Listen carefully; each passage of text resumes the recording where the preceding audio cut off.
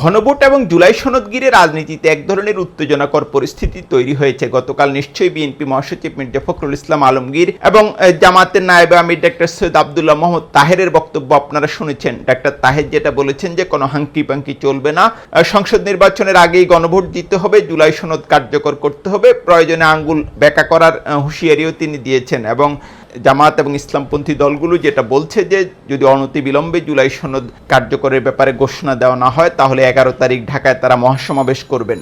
অন্যদিকে বিএনপি মহাসচিবও গতকাল খুব কড়া বক্তব্য দিয়েছেন। আমি যেটা দেখলাম তিনি বলেছেন যে বিএনপি রাজপথে বেশি আসা কোনো দল নয় এবং কোনো দল যদি নির্বাচন বানচালের চক্রান্ত কিংবা চেষ্টা করে তাহলে তার পরিণাম হবে ভয়াবহ। এই রকম একটা উত্তেজনাকর পরিস্থিতিতে অবশ্য সমঝোতার চেষ্টাও চলছে। গতকালই জামাতের নায়েবে আমির ডক্টর তাহের মির্জা ফখরুল ইসলাম আলমগীরকে টেলিফোন করেছিলেন এবং জামাতের পক্ষ থেকে আসলে আনুষ্ঠানিকভাবে সংলাপে বসার পরামর্শ দেওয়া হয়েছে। অন্যদিকে এনসিপি, গণ অধিকার পরিষদ, এবি পার্টি সহ গণসংহতি আন্দোলন সহ কয়েকটি রাজনৈতিক দল বিএনপি এবং জামাতের মধ্যে একটা সমঝোতার চেষ্টা করছে। এরই মধ্যে এসব দলের পক্ষ থেকে জামাতের সময় চাওয়া হয়েছে।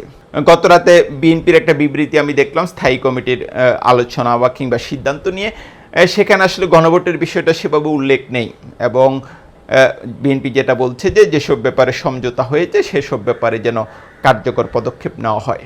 আমরা যেটা দেখছি যে গণভোট কখন হবে সেটা আসলে এখন পর্যন্ত আমার কাছে মূল ইস্যু মনে হয় না। এখানে মূল ইস্যু যেটা মনে হয় যে অন্তত উচ্চ কক্ষে পিআর পদ্ধতিতে নির্বাচন হবে কিনা, সেটা আসলে বিএনপি মেনে নেবে কিনা সেটাই এখন পর্যন্ত বড় প্রশ্ন। আমি যেটা বুঝতে পারি বিএনপি যদি সেটা মেনে নেয় তাহলে জামাত যে নির্বাচনের আগে গণভোটের যে অবস্থান সেখান থেকে আমার ধারণা যে সরে আসবে। কিন্তু দৃশ্যত বিএনপি এখন পর্যন্ত অনড় অবস্থানে রয়েছে এবং বিএনপি যদিও আনুষ্ঠানিকভাবে গণভোটটা মেনে নিয়েছে কিন্তু বিএনপির অনেক নেতাকে আমি যেটা বলতে শুনছি যে তারা আসলে গণভোটেরও বিরোধী। যেমন আমির খসরু মাহমুদ চৌধুরী বিএনপির স্থায়ী কমিটির খুবই প্রভাবশালী সদস্য এবং বিএনপির ভারপ্রাপ্ত চেয়ারম্যান তারেক রহমানেরও খুবই ঘনিষ্ঠ। তিনি তার একাধিক বক্তব্য আমি শুনেছি যে গণভোটের কোনো প্রয়োজন নাই।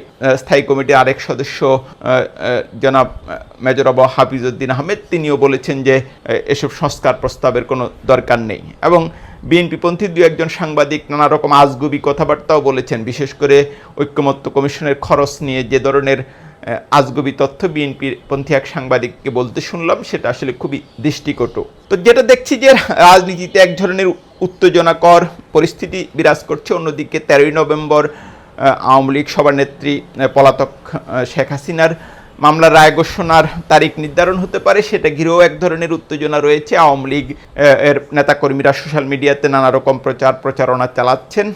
এই অবস্থায় যেটা বলছিলাম বিএনপি, জামাত এবং আওয়ামী লীগের এইসব অবস্থান ঘিরে রাজনীতিতে এক ধরনের উত্তেজনাকর পরিস্থিতি তৈরি হয়েছে কিংবা এটা আরও হয়তো বাড়তে পারে। কিন্তু আমরা যেটা দেখছি যে একটা সমঝোতার চেষ্টাও আছে। একটা বিষয় কিন্তু খুবই গুরুত্বপূর্ণ যে বিএনপি এবং জামাত এত দীর্ঘদিন সমঝোতার ভিত্তিতে রাজনীতি করতে পারছে কিন্তু এখন তারা ইতিহাসের একটা গুরুত্বপূর্ণ মুহূর্তে এক ধরনের অনড় অবস্থান নিয়েছে। মানুষ কি কিছুটা ক্ষমতা পেলে কিংবা ক্ষমতার গ্রাণ পেলে কিছুটা অহংকারী হয়ে যায় কিনা সে প্রশ্নও আসলে উঠছে।